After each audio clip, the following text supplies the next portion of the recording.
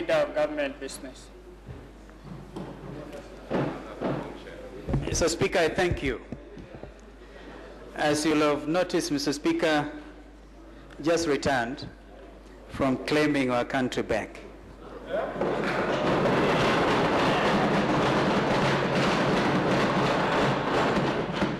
And I want to issue this clarification.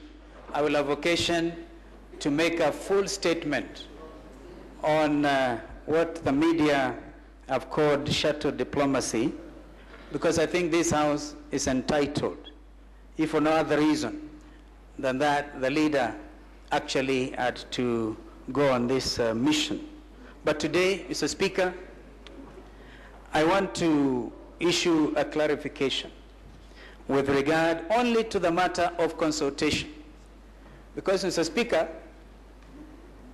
what we are faced with, and I'm happy that Brother Prime Minister is here, is a matter of credibility.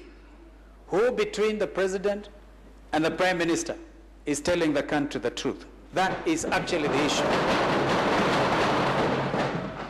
So, Speaker, the subject of judicial appointment was first discussed at a meeting between the President and the Prime Minister here before Christmas on December the 16th, 2010.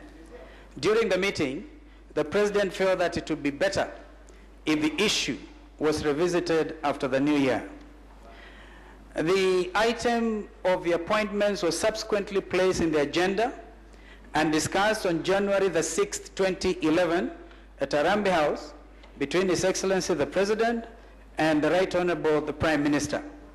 The meeting agreed on the procedure to be followed in the appointments. A, the identification and consultations on the nominations by the two principals and submission to Parliament by His Excellency the President for approval.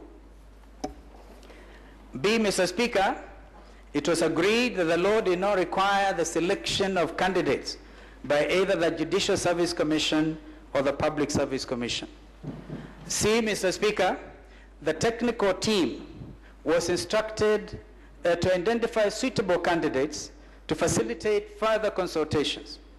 In the technical meetings, it was reported that the Prime Minister expressed the view that we should have a foreign Chief Justice.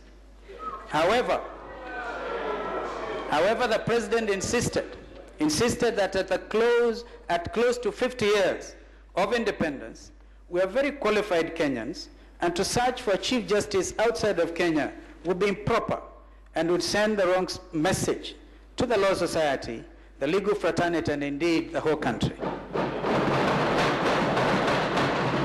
Mr. Speaker, on Thursday, January the 27th, 2011, that was very recently, the item was on the agenda in a consultative meeting held from 12 noon between, again, His Excellency the President and the Right Honorable Prime Minister. It must have been about the same time the Minister for Justice was at Harambee House, but clearly was not able to get into the consultations.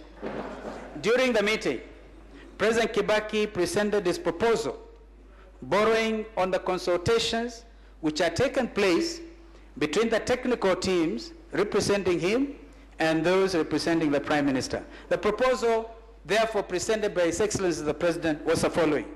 A, Justice Kihara for Chief Justice.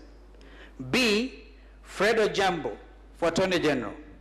C, the post of Deputy Chief Justice to be filled by a woman through the Judicial Service Commission. D, Kioko Kilukumi for Director of Public Prosecution. And E, William Kira for Director of Budget. In response, the Prime Minister said that if the President could not agree for a judge from the Commonwealth to be Chief Justice, then he would insist on Justice Omolo for the position of Chief Justice. Number 5, Mr. Speaker, the President, and I think it is instructive to see that His Lordship Justice Omolo was also actually present at the press conference yesterday.